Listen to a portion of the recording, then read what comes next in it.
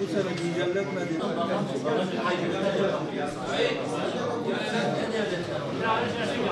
Hac ibadeti İslam'ın 5 esasından birisidir. Bunu Rabbimiz zengin olan kişilere farz kılmıştır. Gücü yetecek olan insanlara farzdır. Ayet-i kerimede Rabbimiz buyuruyor ki Bismillahirrahmanirrahim Velillahi alennâs hiccul beyti men isteta'a ileyhi sebîlâ. Gücü yeten, yol bulabilenlerin hac etmesi Allah'ın Müslümanlar üzerine hakkıdır buyuruyor ayet-i kerimede. Buradan da anlıyoruz ki gücü yeten ifadesi istita'a kelimesi var. Bu da Rabbimiz Celle Celaluhu gücü yeten, yani maddi olarak gücü olduğu gibi saat itibariyle de zaman itibariyle de bir de şimdi kurallar malumunuz geçen hafta yani 9 Ocak 2020 tarihinde çekildi. 2.250.000 kişi sırada bekliyor. Bunun içinden sadece 84.200 küsur hacimiz gitme şansını yakaladı. Diğer kişiler, diğer Müslümanlar bu beklemede kaldılar. Onlar için de bir üzüntü oldu. Tabii hac kotası da bu bağlamda değerlendiriliyor. Yani güç yetiyor, parası var, imkanı var.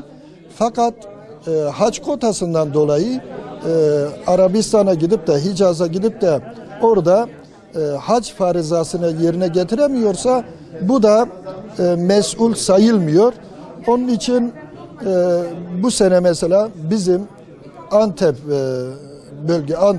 bölgesinde yani ilçeler bağlamında baktığımızda 55.000 kayıt yapıldı. 55.000 takriben. Bu 55.000 içinde göndereceğimiz 1895 kişi göndereceğiz. Bunun 758 kişisi TÜRSAB'a bağlı şirketlerle gidecek. Bizden de 40 kişi otel, 1108 kişi de normal otel tercihli turdan hacca göndereceğiz. Yani Antep'e bile baktığımızda 55.000 içinden 2.000'i bile gönderemiyoruz. Böyle bir durumumuz var. Biz hac kayıtlarımız bu hafta ve önümüzdeki hafta olmak üzere 2 hafta inşallah devam edeceğiz. Hacca kayıt yapıp da veyahut da işte hacca kurada çıkmış bu sene gidemiyorsa o zaman bir dilekçe vermek suretiyle erteleyebilir. Bunu 2 sene üst üste ertelediği zaman da o tercih hakkı yanıyor ve ondan sonraki seneler sıfırdan başlıyor, tekrar başvurması gerekiyor. Yani Rabbim gitmek isteyen herkese inşallah nasip etsin, kolaylaştırsın Rabbim. Ama demek ki gitmek parayla değilmiş. Bazen de Allah kısmet etti mi, çağırdı mı gelir. Çağırmadı mı gidemiyorsun. Bu demek ki kısmet meselesi. Rabbim herkese kısmet etsin. Bir yoğunluk var. Tabii bu yoğunluk bir yönüyle güzeldir. İnsanların Allah'ın emrini yaşamak için gayret sarf etmesi boyutuyla çok güzeldir. Ama gidememesi de tabii üzücüdür. Bir kişinin 10 yıl, 11 yıl bekleyip o mukaddes topraklara gidememesi çok büyük bir üzüntü kaynağıdır.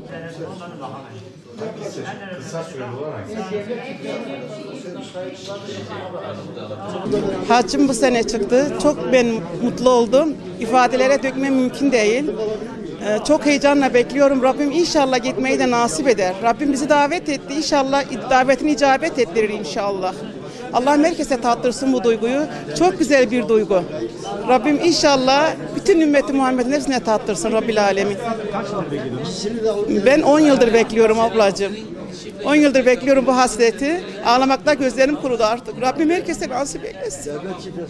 Çok güzel bir duygu. Bu kadar diyeceklerim. Allah razı olsun sizden de, bütün ümmeti Muhammed'in hepsi. Çıktığını duyduğunuzda nasıl karşıladınız?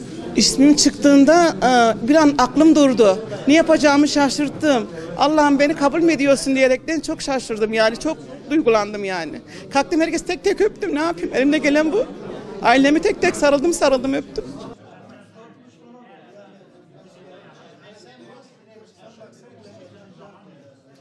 Evet, ismimiz çıktı, çok sevindik. Yani bu sistem iyi bir sistem değil. Sırayla olsa daha iyi. 10 yıl, 12 yıl bekleyenler var. Yanlış bir şey, yani düzensizlik var. Adam bir sene önce yazılmış, bir sene, 2 senede çıkıyor. Diğeri 10 sene, 12 sene bekliyor. Yani bu böyle bir şey olamaz yani, mümkün değil yani. Adamın hastalığı var, şeyi var. Yani adamın parası olmuyor, o zaman oluyor. 2 sene sonra, 3 sene sonra oluyor, 3 sene sonra olmuyor parası. Değil mi? Sırayla olsa daha iyi. Herkes sıraya göre yazılıp gider. 2009'da yazıldık, 10 sene oldu. 10 sene. Benim dürür var, 12 senedir bekliyor. 2007'de yazılmış, daha çıkmamış. Yani yazık, günah derim. Bu sistemi değişmeleri lazım yani. 10 sene önce 60 yaşındayım, şimdi 70 yaşındayım. 10 sene 60 yaşına gitsen daha iyiydi yani.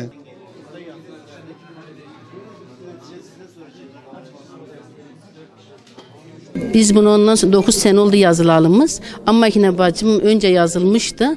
Bacım önce yazılar 14 sene oldu. Biz de gittik geri bacımın üstüne kayıt olduk. Bacım ertelenince hocamla beraber, hocam bacım ben beraber bu senede çıktı. Diyanetten işte mesaj geldi.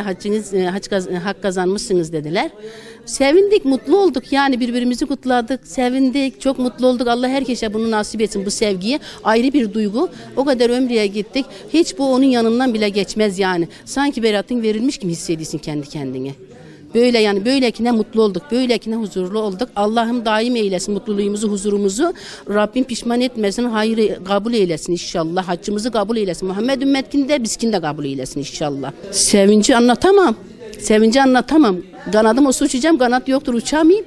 Onun için ayrı başka sıkıntılarımız da var. Allah inşallah o sıkıntılarımızı halleder.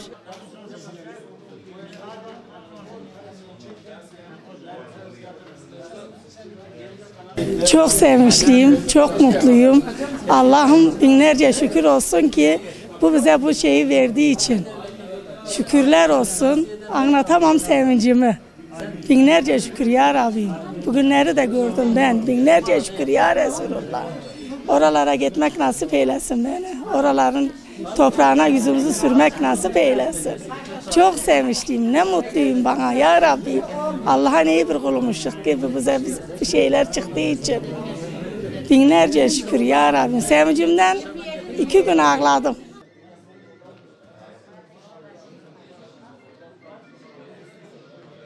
Birkaç sefer Umre'ye gittim geldim, elhamdülillah Rabbim nasip etti. O mübarek toprakları görmek çok güzel. Allah'a misafir olmak çok güzel. Rabbim bütün isteyenlere nasip etsin. Gidemeyenlere bilhassa nasip etsin. Gidenlere de tekrar nasip etsin. Ama muhakkak ki Arafat başkadır. Efendimizin buyurduğu gibi hac Arafat'tır. Hac Arafat'tır. Hac Arafat'tır. Rabbim o duyguyu da yaşatacağı için bize çok mutluyuz. Rabbime sonsuz hamdolsun. Habibine selatu selam olsun.